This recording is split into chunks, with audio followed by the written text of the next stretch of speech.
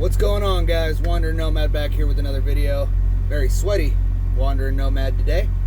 100% humidity will do that to you, or 99%, whatever the heck it is.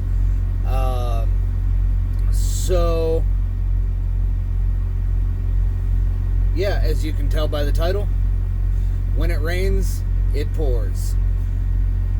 So just a little bit about the last 24 hours for me. It's been quite eventful. So when I made my video yesterday, stopped at a truck stop, Ophelia, Illinois, or something like that, waiting out a storm, which I did. Made it to my delivery just fine, picked up my next load just fine, got to the truck stop in Effingham, Illinois, on my way out to Cincinnati area today, and completely uneventful after that storm that I was waiting out. So yeah, nothing going on there.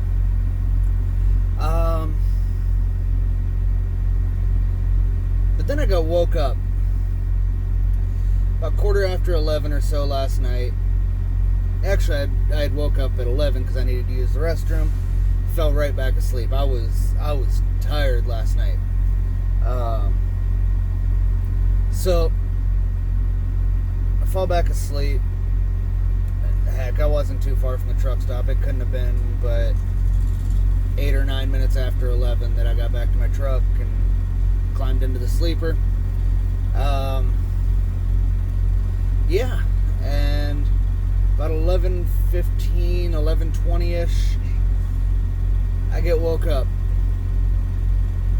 because apparently, like 2 blocks behind me is the storm siren. Apparently somebody had reported a funnel cloud in Effingham, so they set off the tornado sirens. That was fun. I don't recommend necessarily doing what I did, but I decided to hunker down in my truck. It was stressful. The reason I decided to hunker down in my truck, when I woke up, the wind was pretty violently rocking my truck. Heard the storm siren, got the alert on my phone, tornado sighting, whatever. Take shelter immediately. So I pull the curtain, and I look outside, and there's like quarter-size hail coming down. And I was like, well, I guess this is shelter. So thankfully there was no tornado, just some, about 10-15 minutes of crazy good time. So yeah, so finally I go back to sleep. I wake up about 3:30, 3:45, something like that. Get my day started. Pull out. No, it wasn't either. Yeah, it was. It was about 4 o'clock I started. Then, yep. Then I get about, I don't know, 30, 40 miles down the road, and hit a rough patch in the road. Didn't think anything of it. Shocks handled it just fine. Probably, half mile after that, I just watched my needle. Because, you're always looking at your gauges when you're driving a truck. You're always wanting to know what's going on with the truck. Got to know if something's going on. Well, I watched my needle go from about 200 degrees on the water temperature to 250 in the matter of a couple of seconds. Dash starts lighting up like a Christmas tree.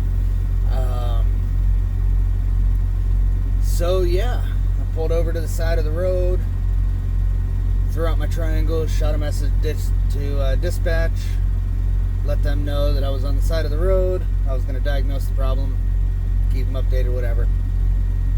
So I get out of the truck.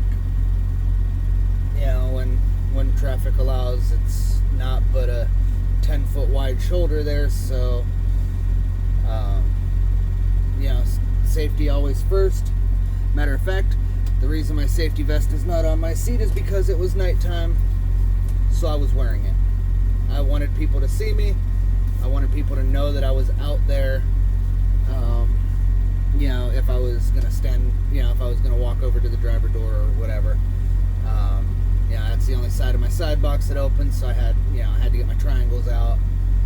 Set down the triangles first. I didn't even diagnose what was going on. One thing you guys want to make sure you do is set your triangles out as soon as possible. The DOT law is within 10 minutes. So basically, by the time I shut the message dispatch, figured, it's been about 3-4 minutes. Go throw out the triangles, then I'll pop the hood. Wasn't smoking or nothing, thankfully. But I got my triangles set out, popped the hood. Well, didn't take long to find the problem. No belt, or my serpentine belt's gone. Guessing it might have something to do with the pulley or the tensioner. Those might be going as well.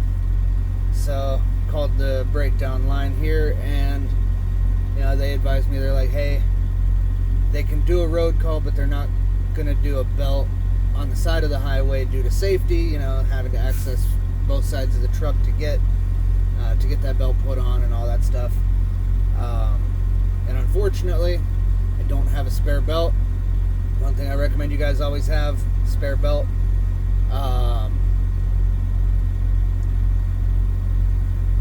Of course, I don't have a tensioner or a pulley if that's the issue. But yeah, they advised me to go down, you know, the very next exit was 1 mile from me. When I was sitting there on the side of the road, I could see the sign saying 1 mile. So they advised me to let the engine cool down, try to limp it here to the truck stop, which thankfully I was able to do. Granted, I only felt safe getting it up to about 45 miles an hour because, you know, no water pump, no radiator fan, none of that stuff. So I didn't want to overheat the engine and blow it. So I limp it here to the truck stop, go about 45, and basically put it in neutral all the way to the ramp. Kept flashers on. Make sure, if you guys are doing that, you keep your flashers on, especially in the dark time. You want people to know what's going on. You want people to know you're a slow-moving vehicle.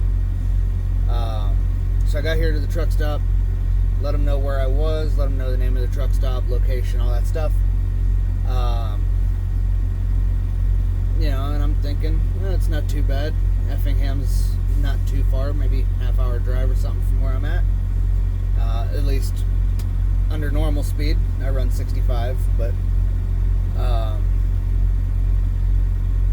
yeah, they let me know that, well, they can't get out here till 8:30 or 9 o'clock this morning. So thankfully, it's currently 8 o'clock, but all of this started about 10 to 5 this morning.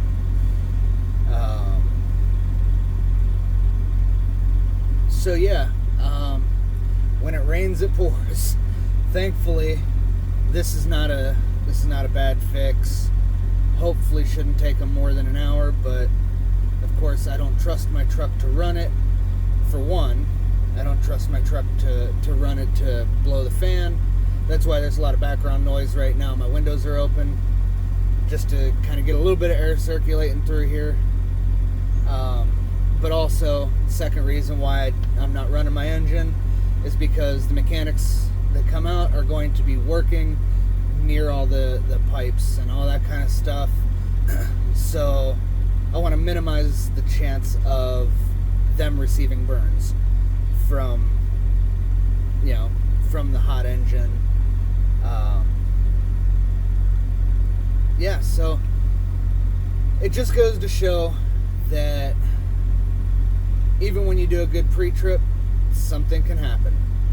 I was out here, I don't know, I don't know how to read this PeopleNet thing like I used to on the Qualcomm, but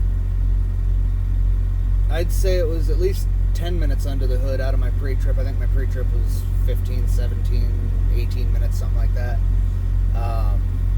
But it was at least 10 minutes under the hood. You know, you got to check the oil, you got to check the hoses, got to check all the attachments and belts, and everything was good when I checked it this morning. No fray in the belt, nothing. So I don't know if when I hit that rough patch in the road, if something got jarred loose. But either way, lost my belt on it. But that's one reason I do recommend you guys keeping extras. That way, you know, I could have gone another 45 miles, I think, to the next TA had I had another belt to put on if needed, you know. But, you know, it is what it is. Sometimes you got to make sacrifices. I chose to just sweat it out. I mean, I could go inside. I'm here at Roadie's truck stop in Casey, Illinois. I could have gone inside. I don't really feel like it. I figure with as eventful of a night or, you know, day and everything as I had, that I might just go back and lay down until they get here. Figure it out from there. Hopefully it's a quick fix. Hopefully it's just a belt and, you know, the tensioner and pulley and stuff aren't messed up. You know, maybe it just come loose or something, needs to be retightened. But yeah, can you tell I'm sweaty? Hair's standing up like it's wet. Yeah, so just wanted to throw this out there, guys. Don't get discouraged. Stuff is gonna happen out here. Unfortunately, this keeps me from making my delivery on time. Supposed to be there 10 o'clock Eastern this morning, and I'm still 200 miles out, I think. Not going to get there at 10, that's for sure. And unfortunately, it kind of messed with my load getting home, because, you know, have to pick up the next load by a certain time. So, hopefully, everything works itself out, and then we're good to go. Till then, you guys be safe out there. Make sure you're taking care of your trucks. Make sure you're taking care of yourselves. Always have water, which, there it is. I always do. Kind of rolled while I set up for the back. I was kind of in a hurry to set it up so I could get back into this spot and shut my truck off. But make sure you guys always have water for situations like this. I always keep a bottle of water and a Gatorade in my fridge. That way, you know, you never know what's going to happen. I mean, it could be a lot worse.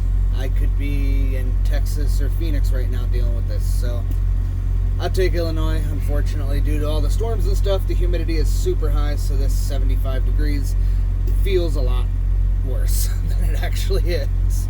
Alright, well, you guys be safe out there. I'm gonna chug this water, wait for road call to get here. See you down the highway, guys.